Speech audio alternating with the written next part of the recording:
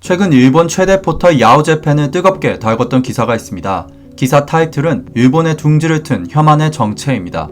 이 기사는 국제 랭킹 탑5 안에 4일간 랭크됐습니다. 내용을 요약하자면 이렇습니다.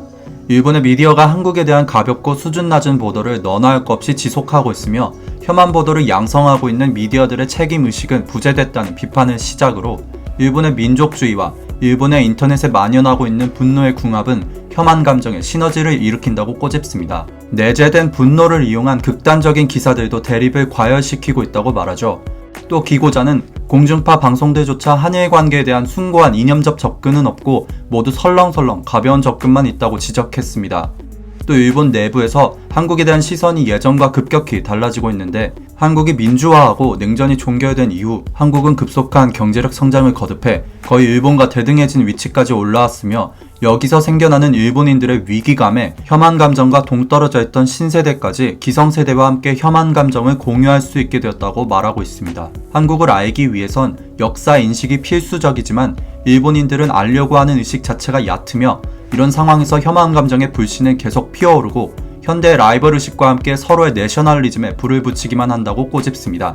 한일 관계가 꼬인 가장 중요한 원인은 역사인식의 문제에 있다고도 지적했습니다. 현 일본의 진정한 문제는 과거의 역사를 이해하고 경제가 급격히 성장한 한국과 어떤 관계를 맺을 것에 있다고 지적했습니다. 일본 미디어들의 한국 관련 보도에 있어 필요 요구되는 것은 분노와 환상에 좌우되지 않고 현실을 직시한 보도라고 기사를 마쳤습니다. 이 기사에 대해 일본인들의 눈초리는 매우 사나웠습니다. 4일 동안 상위권에 있던 기사답게 6,000개가 넘는 댓글들과 수많은 연관 트윗들이 생겨났으며 기사에 대한 반응은 대체로 냉담한 반면 기고자의 지적을 인정하는 사람들도 있었습니다. 다음은 그 반응들입니다. 확실히 중국에 대한 비판은 줄었지만 그에 반해 혐한은 늘어났는데 여기엔 공통점이 있다. 일본이 공격하면 부러질 것이라고 생각하니까. 일본은 선진국이라고 자부하고 싶은 심정이다. 일본에게 이제 추월당하고 싶지 않은 나라의 대표는 중국이 아닌 한국이 된 것이다. 지금 혐한이라는 상황이 문제가 되고 있지만 일본은 한류열풍이라는 호환이라고 부를 수 있는 상황이 바로 얼마 전까지 있었다. 현재 혐한의 배경에 미디어의 영향이 있는 지적은 인정하지만 가장 큰 원인은 틀림없이 한국 측에 있다. 한국은 싫지만 좋아하는 애는 있어. 솔직히 지금의 한국의 민도가 높다고 인정하지 않을 수 없다. 피해를 입은 사람들에 대한 공감의 뜻이 높다. 국민이 주인공이자 국민 주권 국가라는 이해가 철저하다는 것이기도 하다. 반면 일본은 확실하게 몰락하고 있는데 그러한 자신의 현실을 정시하지 않고 정부와 언론의 혐한 선동에 놀아나고 있는 것은 비참할 뿐이다. 개인적으로 일본인들의 혐한 뿌리에는 사실은 식민지였던 주제에 라는 멸시에서 비롯된 질투가 있다고 생각해. 그런 사실을 떠나 진짜로 나쁜 건 일본이 한반도를 식민지로 만든 것이라는 사실이야. 저는 아주 평범한 사람이에요. 혐한은 특별히 일본에만 존재하는 것이 아닙니다. 사실을 알면, 자료를 읽으면 사람으로서 보통으로 우러나오는 것이 혐한이며 인류의 보편적인 것이 아닐까 생각합니다. 문제는 일본이 아니라 한국에 있어. 약속 지키라고. 그것뿐이야. 여기에 댓글이 이렇게 많은 건 한국의 반일 대응에 누군가 생각을 공유하고 싶을 정도로 분노를 느낀 사람이 많다는 것을 방증하는 것이야. 한국은 옛날에 비해 경제가 좋아졌기 때문에 돈이 있으면 뭐든지 가능하다고 생각하고 있어. 그래서 가볍게 일본에 지지 않는다라고 말할 수 있다고 생각해.